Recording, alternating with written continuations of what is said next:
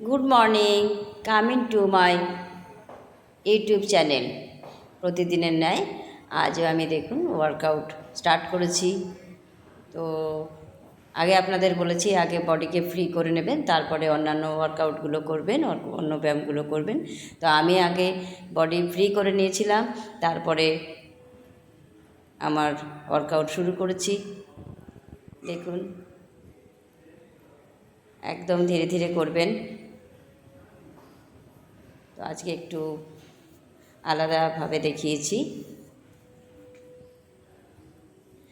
যে কোনো ব্যায়াম করলেই আপনার শরীরের সমস্ত অঙ্গ প্রত্যঙ্গ ঠিক থাকবে এবং শরীরে ফ্যাট জমবে না।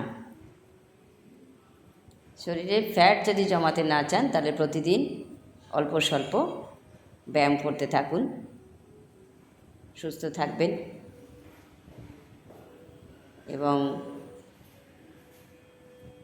শরীরে যে নানা জায়গায় ব্যথা, এগুলো আপনি ফিল করবেন না। মনের মধ্যে আনন্দটা থাকবে আলাদা। সকালটা যদি আপনি ব্যায়াম দিয়ে শুরু করেন, তারপরে খাওয়া দাওয়া মেনটেন করবেন, তবে অবশ্যই আপনার শরীরে ব্যাড ফ্যাট জমতে পারবে না।